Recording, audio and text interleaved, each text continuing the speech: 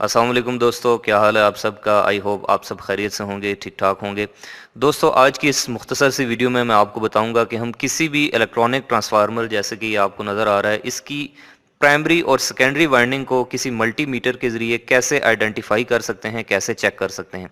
जैसे आप ये देख रहे हैं कि इसकी दो वायर एक साइड पे हैं और दो वायर दूसरी साइड पे हैं। तो इसमें से अब कैसे पता चले कि कौन सी प्राइमरी वाइंडिंग है और कौन सी सेकेंडरी वाइंडिंग है।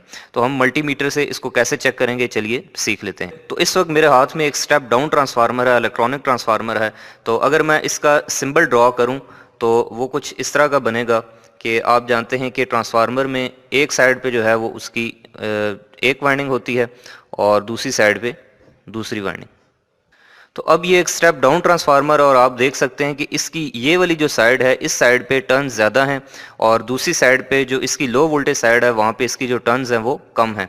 तो ज़्यादा टर्न्स का मतलब कि ज़्यादा रेजिस्टेंस, यानी कि ज़्यादा length, because length is directly proportional to resistance. और चूंकि लेंथ ज़्यादा है, टर्न्स ज़्यादा हैं, तो इसलिए इस साइड पे रेजिस्टेंस ज़्यादा होगी और दूसरी साइड पे कम होगी। तो अब हमने यहाँ पर इसकी रेजिस्टेंस फाइंड करनी है। तो जिस साइड पे रेजिस्टेंस ज़्यादा आई वो साइड इसकी प्राइमरी साइड होगी, एचटी साइड होगी, और जिस साइड पे रेजिस्टेंस कम आई वो साइड इसकी एलटी साइड या फिर जो सेकेंडरी साइड है, सेकेंडरी वाइंडिंग है, वो हो सकती है। तो अब दोनों वाइंडिंग्स की रेजिस्टेंस चेक करने के लिए हम इस डिजिटल मल्टीमीटर को जो है वो ओहम के ऊपर ले आएंगे। ये देखें, आपके यहाँ पर रेजिस्टेंस का जो है वो ये साइन बना हुआ है। तो सबसे पहले इसको मैं 200 ओहम के ऊपर सेट कर लेता हूँ और उसके बाद बारी बारी इन दोनों की जो रेजिस्टेंस है उसको मेजर कर लेता हूँ। तो उसके लिए हम जो है इसकी प्रॉब्स जो हैं वो इस तरह से पैरेलल में इसके साथ अटैच कर देते हैं और देखते हैं कि ये मल्टीमीटर यहाँ पर कितनी वैल्यू जो है वो रेजिस्टेंस की शो करता है। तो ये आप देख सकते हैं दोस्तों कि यहाँ पर ये 2.5 ओहम जो है वो रेजिस्टेंस शो कर रहा है। तो चलिए अब इसको हम नोट कर लेते हैं। एक साइड पे जो रेजिस्टेंस है वो इसकी आ गई 2.5 ओहम। इसी तरह हम इसकी जो दूसरी साइड पे रेजिस्टेंस है उसको भी चेक कर लेते हैं, सेम उसी तरीके से।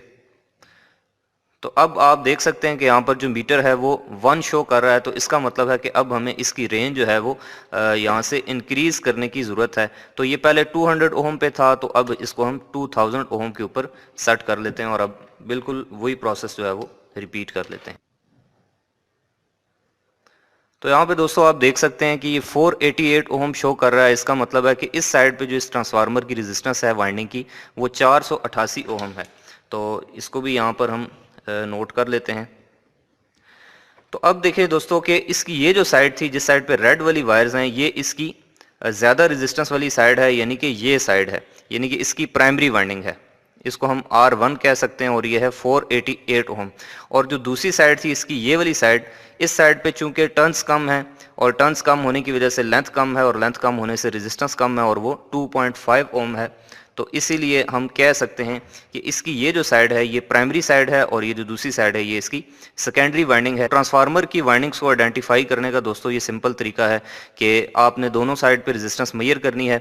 जिस साइड पे रेजिस्टेंस ज़्यादा आएगी वो उसकी प्राइमरी साइड होगी, एचटी साइड होगी, और जिस साइड पे जो रेजिस्टेंस है वो कम आएगी वो उसकी लो वोल्टेज साइड होगी या फिर सेकेंडरी साइड होगी। इस ट्रांसफार्मर के बारे में डिटेल से जानना चाहते हैं कि इसको हम कैसे टेस्ट करते हैं, किसी भी ऑसिलोस्कोप के ज़रिए या फिर मल्टीमीटर के ज़रिए, या फिर इसके अंदर क्या चीज़ होती है, ये कैसे काम करता है, इसकी फुल डिटेल के बारे में जानना चाहते हैं तो उसके लिए मैं ऑलरेडी एक वीडियो इसके ऊपर बना चुका हूँ, आप वो मेरे चैनल में जाकर। स्टेप डाउन ट्रांसफार्मर के केस में इस चीज़ को जो है वो इसका फ़र्क रखने के लिए बाद औक़ात यूँ होता है कि जो इसकी हाई वोल्टेज साइड होती है, प्राइमरी साइड होती है, वहाँ पर तार मोटी लगाई जाती है। जैसे आप देख रहे हैं कि इस साइड पर तारें मोटी लगी हुई हैं और दूसरी साइड पे बारीक वायर्स लगी हुई हैं। तो यहीं से चेक हो जाता है कि इसकी प्राइमरी और सेकेंडरी कौन सी है।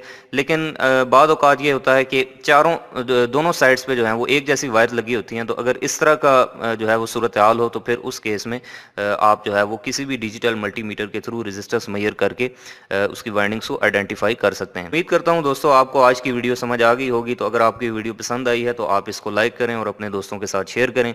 मिलते हैं नेक्स्ट वीडियो में, तब तक के लिए खुदा हाफिज़।